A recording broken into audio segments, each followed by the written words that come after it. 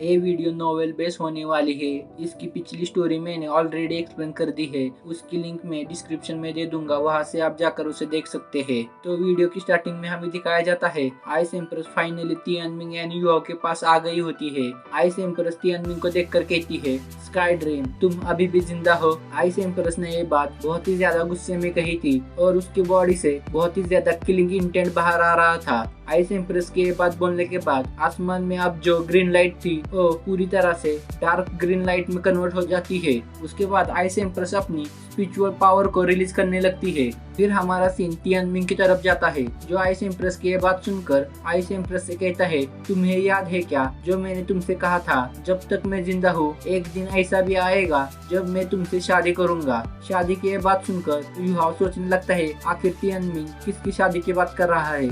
फिर थोड़ी देर सोचने के बाद युहाओ समझ जाता है कि तियानमिंग यहाँ खुद की शादी की बात कर रहा है। फिर युहाओ अपने मन में सोचने लगता है कि तियानमिंग यहाँ मेरे लिए सेकंड सोल रिंग लेने नहीं आया बल्कि खुद के लिए आया है। फिर युहाओ अपने मन में आगे सोचता है कि इसका मतलब तियानमिंग ने मुझे बिट्रे किया। फिर ये बातें सोचकर युहाओ निराश होने लगता है और रोने लगता है। फिर हमें दिखाया जाता है नेक्रोमेंसर को, जो कि युहाओ को इस हालत में देखकर कहते हैं, लगता है ये लड़का अपने पास्ट में काफी ज्यादा बुरी चीजों से गुजरा है, जिसके कारण इसका दिल अब इतना कमजोर हो गया है। फिर नेक्रोमेंसर आगे कहते हैं, मैं इस मामले में बीच में नहीं पड़ूंगा, ये जो हो रहा है वो युहाओ की फ्यूचर डेवलपमेंट में अच्छा है। फिर हमें तियानमिंग को दिखाया जाता है, जो कहता है, आइस एम्प्रेस तुम मुझ पर इतना गुस्सा क्यों कर रही हो, मैं सिर्फ अपनी फीलिंग्स तुम्हें बता रहा हूँ। मैंने मिलियंस ऑफ ईयर्स तक अपनी जिंदगी बिताई है, मैंने अपना ज्यादातर टाइम सोने में बिताया है, पर वो एक ऐसी चीज थी जो मेरे दिल में हमेशा से थी और मैं उसको कभी कंट्रोल नहीं कर सका, वो थी तुम्हें पाने की चाहत। तियानमिंग आगे कहता है, आइस एम्प्रेस तुम्हें पता है कि मैं अब यहाँ वापस क्यों आया हूँ, क्योंकि मुझे पता है कि तुम जल्दी ही मरने वाली हो, तुम्हारे पास जीने के लिए सिर्फ 100 ईयर्स है। तियानमिंग आगे कहता है, आइस एम्प्रेस तुम्हारे पास सिर्फ 100 ईयर्स है तुम्हारा न्यू ब्रेक थ्रू करने के लिए, अगर तुमने उसे नहीं किया तो तुम जल्दी ही यहाँ से डिसअपियर हो जाओगी। अगर तुम मर गई तो मेरी पूरी जिंदगी एक वेस्ट हो जाएगी जिसका कोई मीनिंग नहीं रहेगा, क्योंकि मैंने अपनी पूरी जिंदगी भर एक ही सपना देखा है, वो है तुम्हारे साथ रहना। तियानमिंग की बातें सुनकर आइस एम्प्रेस उन बातों पर सोचने लगती है। फिर हमें युहाओ को दिखाया जाता है, जो कि अपनी आंखें बंद कर लेता है और सोचने लगता है कि तियानमिंग ने मुझे धोखा दिया, उसका मुझे यहाँ पर लाने का मोटिव कुछ और ही था। फिर युहाओ अपने मन में आगे कहता है, तियानमिंग ही ऐसा इकलौता पर्सन था मेरी जिंदगी में जिसको मैं अपने दिल से ट्रस्ट करता था, पर उसने मेरा आज भरोसा तोड़ दिया। फिर युहाओ आगे सोचने लगता है कि तियानमिंग ने मुझे अपनी मिलियन ईयर सोल रिंग दी, प्लस उसने मुझे 4 सोल स्किल्स दी, जिसके बाद मेरी पूरी जिंदगी ही बदल गई। फिर युहाओ आगे सोचता है कि तियानमिंग ही एक ऐसा पर्सन था जो मेरे लाइफ में मेरी माँ के बाद सबसे ज्यादा मेरे करीब था, यहाँ तक कि वोंगडांग, मास्टर तांगिया एंड मास्टर बेबे से भी। ये सभी बातें सोचकर युहाओ बहुत ही ज्यादा इमोशनल हो जाता है। फिर हमें दिखाया जाता है कि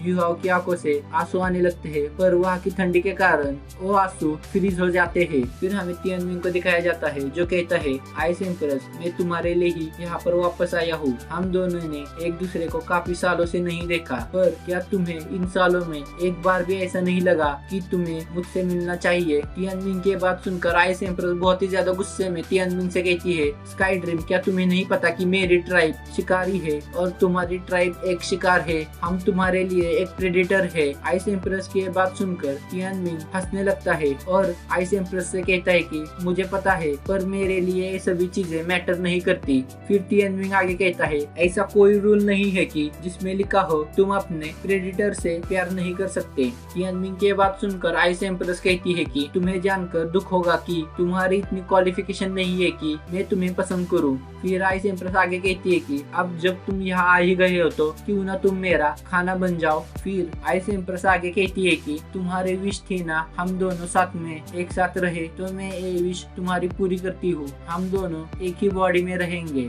जब मैं तुम्हारी बॉडी के टुकड़े टुकड़े करूंगी और उसको स्लोली स्लोली एक एक बाइट करके खा लूंगी तब तुम मेरे एक बॉडी का पार्टी बन जाओगे। फिर हम दोनों हमेशा के लिए साथ में रहेंगे। फिर हमें तियानमिन को दिखाया जाता है जो कि आइस एम्प्रेस के इस बिहेवियर से पहले से ही वाकिफ था। फिर तियानमिन हंसते हुए आइस एम्प्रेस से कहता है कि क्या तुम थोड़ी जेंटल होके बात नहीं कर सकती? तुम हमेशा ही ऐसे गुस्से में बात करती हो, शायद इसलिए ही तुम इतने टाइम तक सिंगल हो। फिर तियानमिन आगे कहता है मैं तुमसे एक सवाल पूछना चाहता हूँ। मैंने एक्सट्रीम नॉर्थ में एक रूमर सुना है, क्या ये सच है या नहीं और तुम मुझे बताओ। फिर तियानमिन आइस एम्प्रेस से पूछता है क्या तुम पहले स्नो एम्परर को पसंद किया करती थी? तियानमिन की ये बातें सुनकर आइस एम्प्रेस का गुस्सा 7वें आसमान पर पहुंच गया था और तियानमिन से कहती है मैं तुम्हारे बॉडी के 10,000 टुकड़े कर दूंगी। फिर हमें दिखाया जाता है आसमान का लुक, जो आसमान कुछ देर पहले डार्क ग्रीन कलर का था और सडनली और पूरी तरह से डार्क ब्लैक कलर का हो जाता है। इस टाइम पर आइस एम्प्रेस बहुत ही ज्यादा गुस्सा थी तियानमिन से। आइस एम्प्रेस एंड तियानमिन की बातें सुनकर युहा अपने मन में सोचने लगता है कि मेरे ख्याल से तियानमिन जानबूझकर आइस एम्प्रेस को गुस्सा दिला रहा है। लगता है इसके पीछे ब्रदर तियानमिन का कुछ हिडन मोटिव है। फिर युहा अपने मन में आगे कहता है तियानमिन झूठ बोलकर मुझे यहाँ पर लाया है। उसने कहा था वो मेरी सेकेंड मार्शल सोल एंड मेरे लिए न्यू सोल रिंग ढूंढने में मेरी मदद करेगा। फिर युहा अपने मन में आगे कहता है कि मैं ये सब बातें क्यों सोच रहा हूँ। फिर हमें दिखाया जाता है आइस एम्प्रेस एंड तियानमिन की बातों ही बातों में 15 मिनट्स पास हो जाते हैं। उसके बाद आइस एम्प्रेस अपनी ह्यूमन फॉर्म में आने लगती है। उसके बाद हमें युहा को दिखाया जाता है जो कि आइस एम्प्रेस को देखकर अपने मन में सोचने लगता है कि जब मैंने आइस डेविल टाइटन के पैरों के निशान देखे थे तब मुझे लगा था कि ice empress ice devil Titan से हाइट में बस थोड़ी सी छोटी होगी और दिखने में काफी ज्यादा डेंजरस होगी, पर यहाँ पर तो ये हाइट में काफी ज्यादा छोटी है और साथ में साथ ये बहुत ही ज्यादा खूबसूरत है।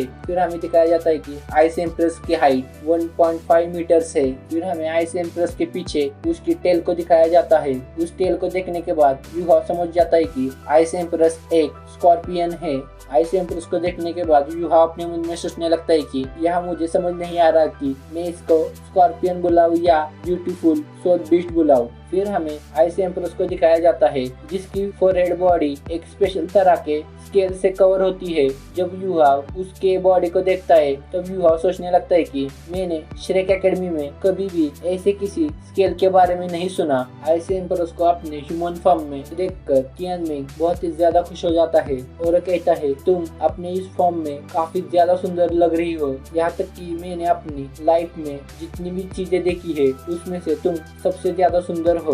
फिर तियानमिन आगे कहता है कि आइस एम्प्रेस तुम अभी भी उतनी ही चार्मिंग हो। फिर तियानमिन आगे कहता है आइस एम्प्रेस जब मैंने तुम्हें लास्ट टाइम देखा था तब तुम्हारे टेल के 6 सेगमेंट थे, पर अब जब तुम्हें मैं देख रहा हूँ तब वो फ्यूज होकर 5 सेगमेंट में कन्वर्ट हो गए हैं और तुम्हारी बॉडी की ग्रीन शेड और भी ज्यादा अट्रैक्टिव हो गई है। लगता है कि मैं तुम्हें लेकर गलत था, तुम अभी भी इतनी ज्यादा सुंदर हो, मुझे नहीं लगता कि तुम जल्दी ही मरने वाली हो। तियानमिन की बात सुनकर आइस एम्प्रेस गुस्से में कहती है तुम अपनी स्पिरिचुअल बॉडी का इस्तेमाल कर रहे हो मुझसे बात करने के लिए। तुम ये मत समझना कि मुझे तुम्हारी रियल बॉडी ढूंढने में ज्यादा समय लगेगा। फिर आइस एम्प्रेस आगे तियानमिन से कहती है स्काई ड्रीम अभी तुमने जो बातें की वो सारी बातें सिर्फ तुम्हारी मौत को दावत देने की थी। तुमने खुद को इतने सालों तक छुपाए रखा और तुम फाइनली यहाँ अब मेरे सामने आ गए हो। क्या तुम सच में खुद को मेरे हाथों से मरवाना चाहते हो? आइस एम्प्रेस की बात सुनकर तियानमिन आइस एम्प्रेस से कहता है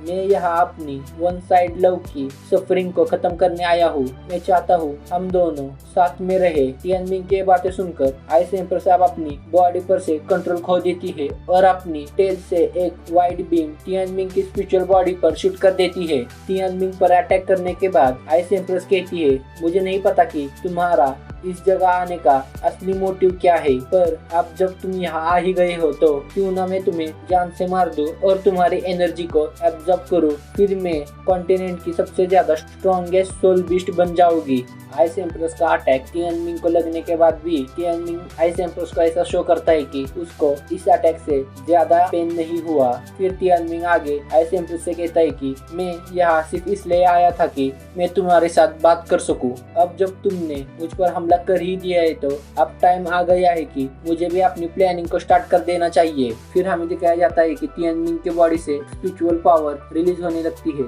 आइस एम्प्रेस को फील होता है कि कुछ तो यहाँ गड़बड़ है। फिर आइस एम्प्रेस नोटिस करते है कि तियानमिंग की बॉडी सडनली गायब हो रही है। फिर वो देखती है कि अचानक से तियानमिंग उसके सामने आ गया है। आइस एम्प्रेस की स्पीड काफी ज्यादा थी, पर इस टाइम पर उसकी पूरी बॉडी स्लो हो गई थी। आइस एम्प्रेस के सराउंडिंग की एयर वाइब्रेट होने लगती है। फिर हमें दिखाया जाता है तियानमिंग उसके बॉडी से काफी ज्यादा स्पिरिचुअल पावर रिलीज करता है, जिसके अंदर वो आइस एम्प्रेस को ट्रैप कर देता है। जब तियानमिंग आइस एम्प्रेस को उसके स्पिरिचुअल पावर के बैरियर में ट्रैप कर रहा था, तब आइस एम्प्रेस गुस्से में उस बैरियर पर बहुत ही ज्यादा हमला कर रही थी। उसके बाद आइस एम्प्रेस तियानमिंग से कहते हैं कि क्या तुम्हें अपनी मौत का डर नहीं लगता। उसके बाद आइस एम्प्रेस आगे कहती है कि तुम्हारी हिम्मत कैसी हुई अपनी स्पिरिचुअल पावर को इस तरह इस्तेमाल करने की। क्या तुम्हें जरा सा भी डर नहीं लगता कि तुम इसके बाद अपनी ओरिजिनल बॉडी में जा पाओगे या नहीं। उसके बाद आइस एम्प्रेस आगे कहती है स्काई ड्रीम, चाहे तुम जितनी भी कोशिश कर लो, ये बात कभी भी चेंज नहीं होगी कि तुम सिर्फ एक ट्रैश हो।